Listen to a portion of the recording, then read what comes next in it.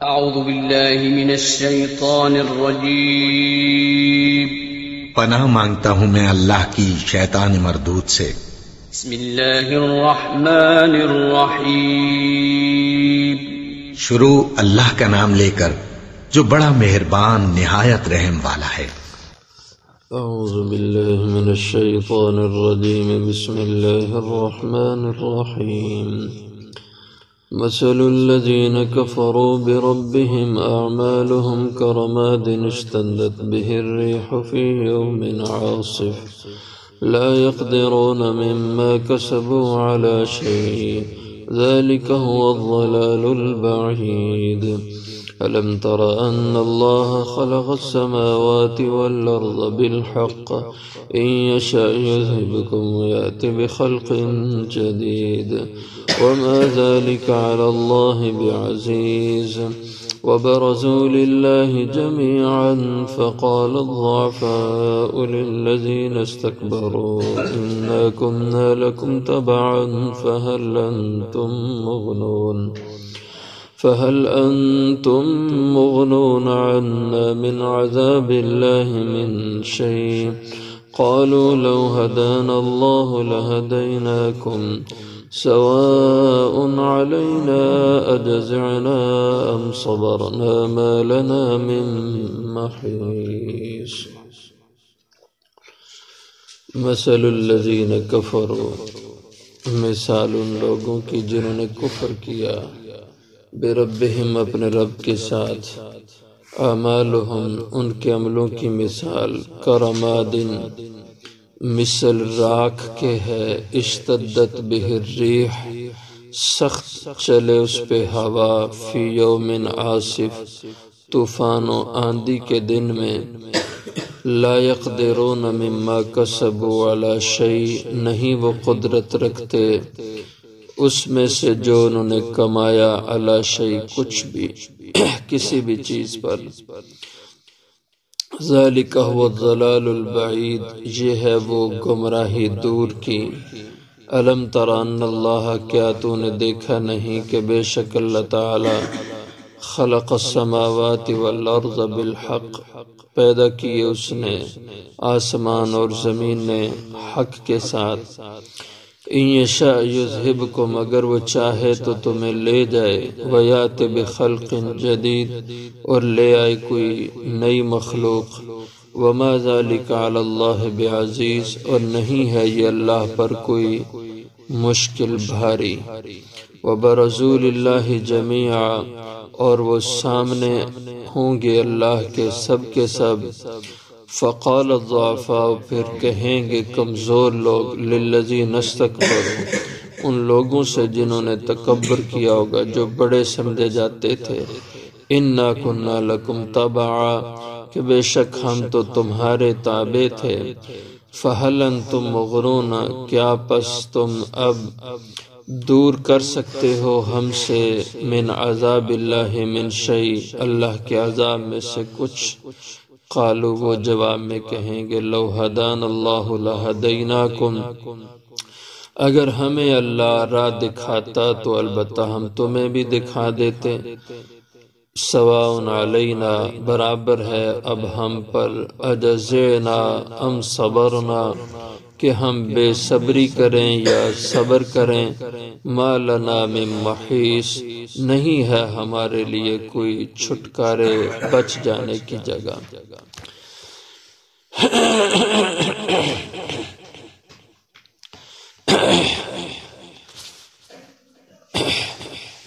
اللہ تعالی نے یہاں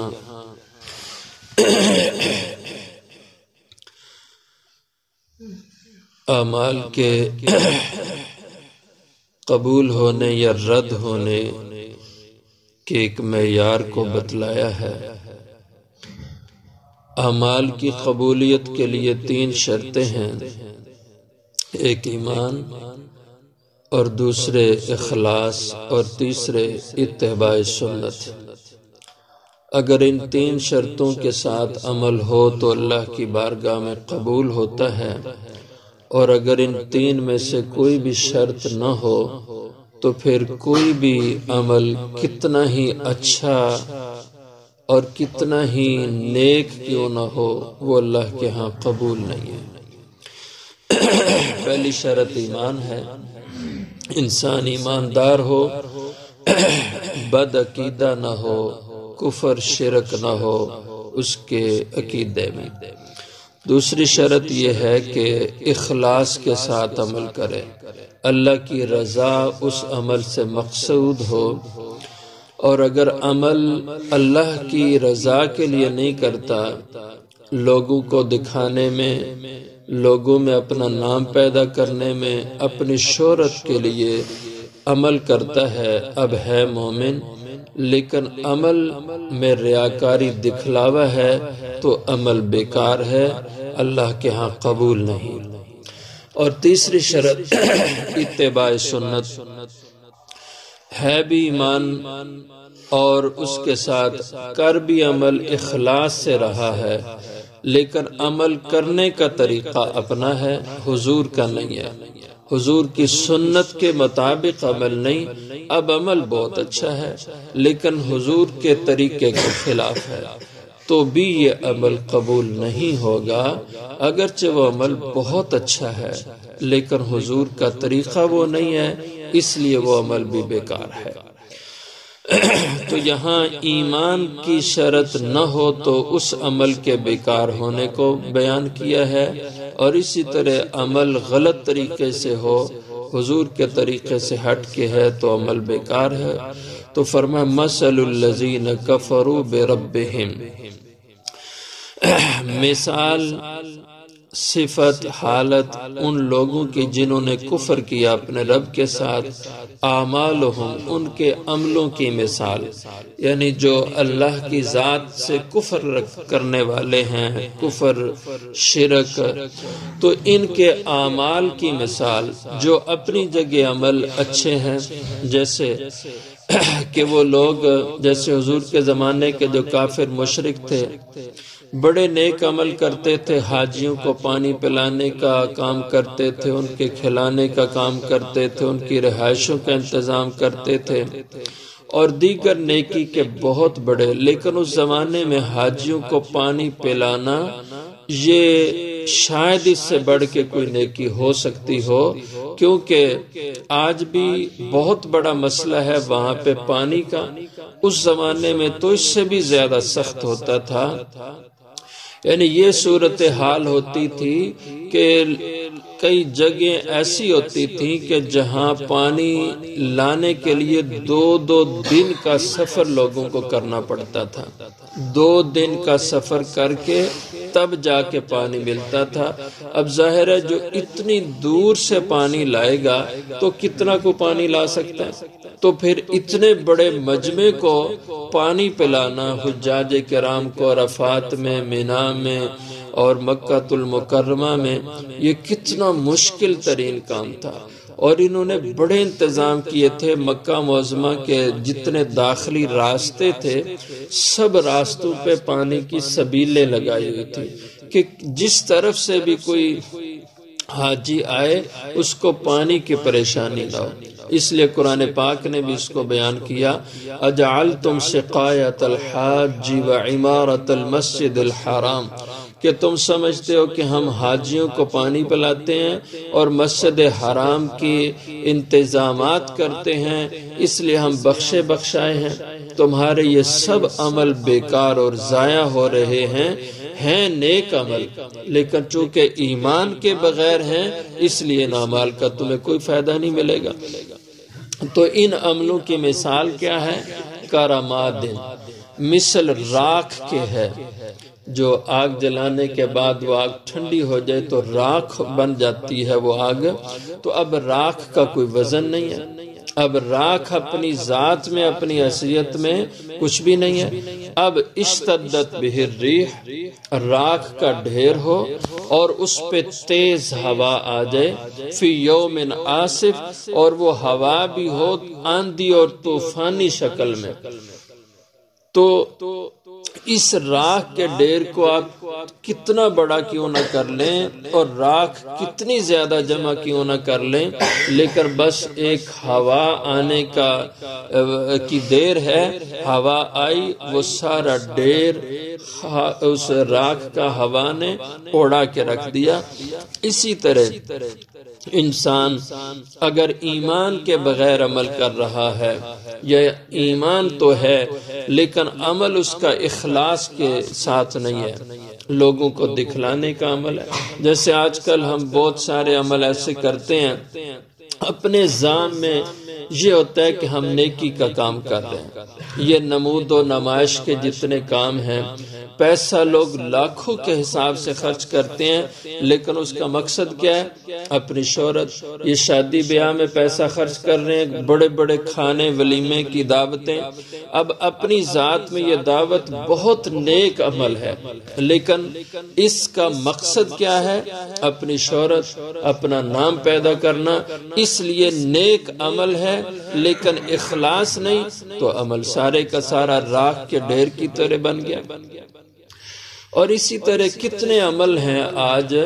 جو نیک ایمان کے ساتھ ہو رہے ہیں، ہو بھی اخلاص کے ساتھ ہیں، لیکن حضور کی سنت کے خلاف عمل لوگ کر رہے ہیں۔ اپنی ذات میں بڑے نیک عمل ہیں، اب درود شریف کا پڑھنا کتنا نیک عمل ہے، لیکن اگر بے موقع بے جا پڑھا جا رہا ہے، اذان کے شروع بعد میں لگایا جا رہا ہے جو سنت کے خلاف ہے، اب اپنی ذات میں کتنا اچھا عمل، لیکن سنت کے خلاف ہونے کی وجہ سے اتباع سنت والی شرط نہ ہونے کی بنا پہ عمل ضائع ہو رہا ہے۔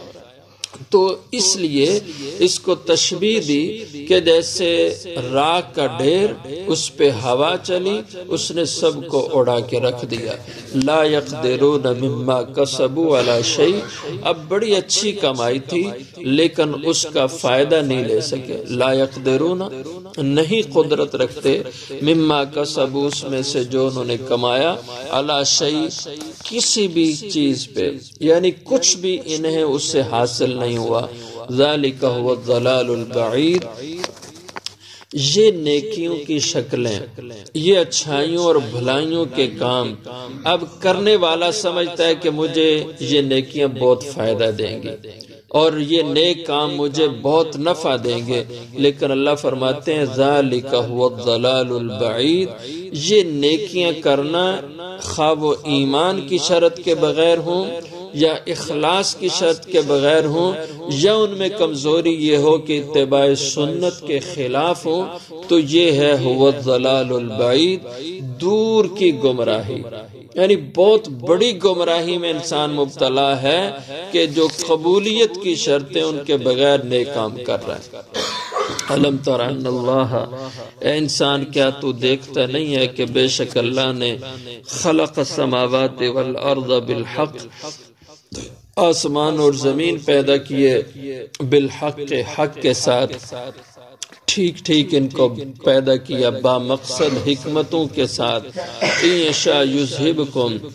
اگر وہ چاہے تو لے جائے تمہیں، یعنی اگر تم اس کی فرما برداری نہ کرو، اس کے حکموں کے سامنے سرکشی کرو، تو وہ اگر چاہے تمہیں لے جائے، ختم کر دے۔ وَيَأْتِ بِخَلْقٍ جَدِيدٍ، تمہیں تباہ و برباد کر کے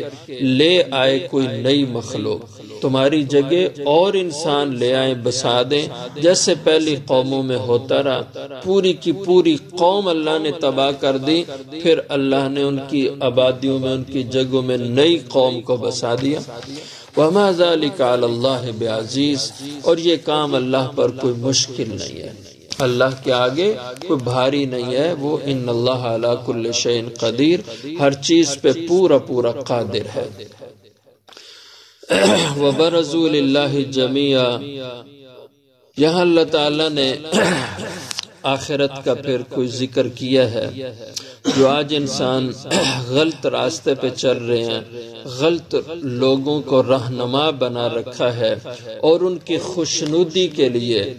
ان کے تابع اور غلام بن کے ہدایت کا راستہ چھوڑے ہوئے ہیں، اور یہ گمان رکھ رہے ہیں کہ یہی ہمارے بڑے، یہ ہمارے رہنما،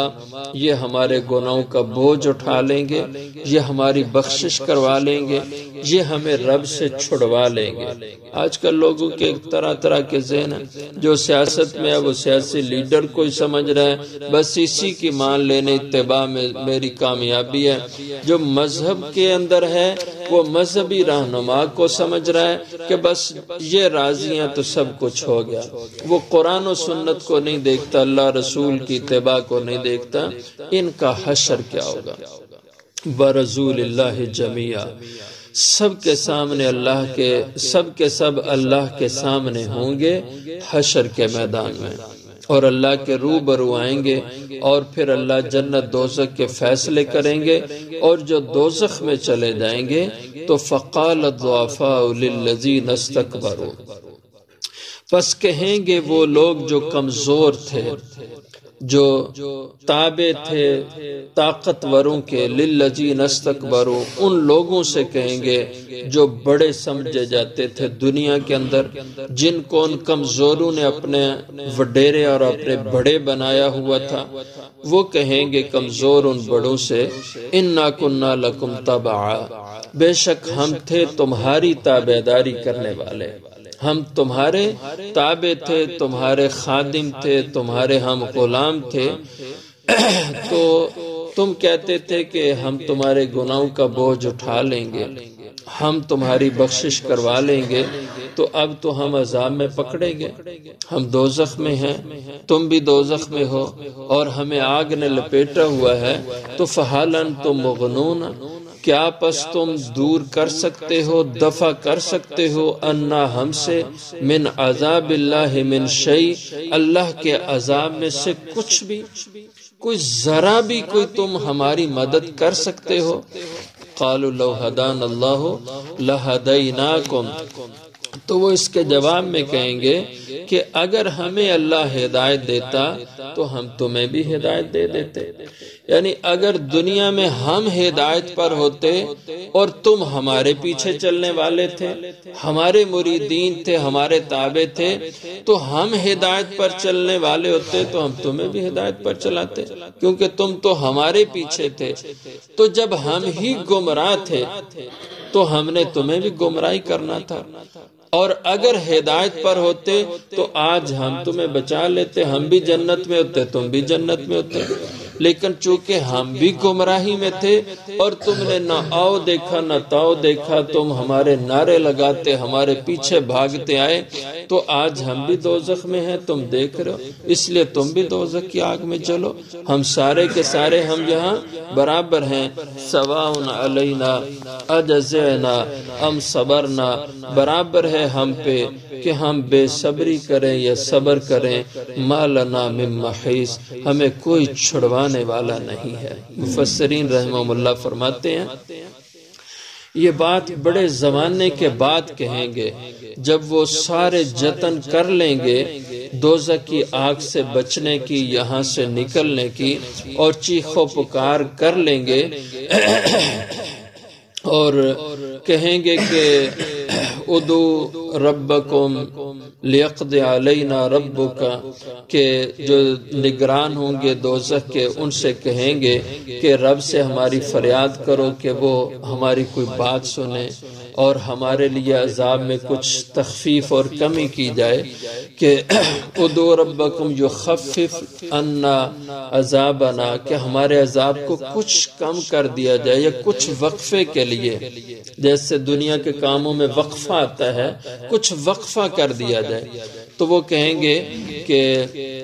الم یاتکم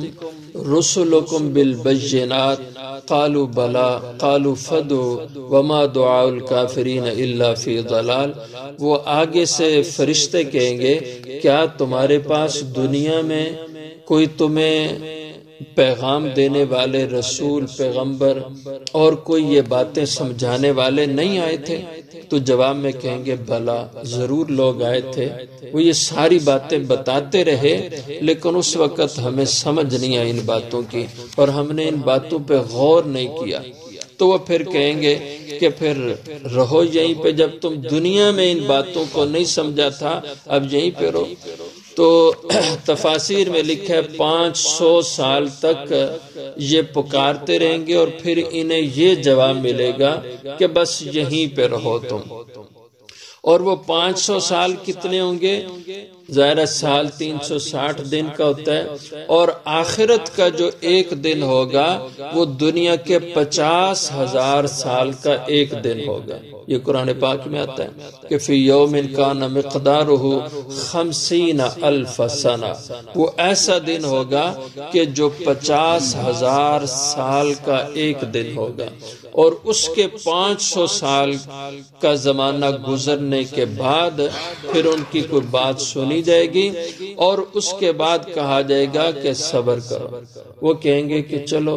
اب ہم خاموشی اختیار کر لیتے ہیں، ہم نے اتنا عرصہ جو چیخ و پکار کی، شاید کوئی صبر سے کام بن جائے۔ اب 500 سال صبر کریں گے، اس آگ میں رہیں گے، اس کو برداشت کریں گے، تو 500 سال کے بعد جب پھر بھی سنوائی نہیں ہے، پھر بھی ان کی فریاد آہوزاری کا کوئی نتیجہ نہیں نکلا، تب کہیں گے سواء علینا اجزینا ام صبرنا، برابر ہے ہم پہ کہ ہم بے صبری کریں، ام صبرنا یا ہم صبر کریں، ما لنا من محیص، کہ ہمارے لیے یہاں سے چھٹکارے کی کوئی راہ نہیں۔ محیص یہ حیث سے ہے، حیث کہتے ہیں کہ بھاگنے کے لیے واپس مڑنا۔ انسان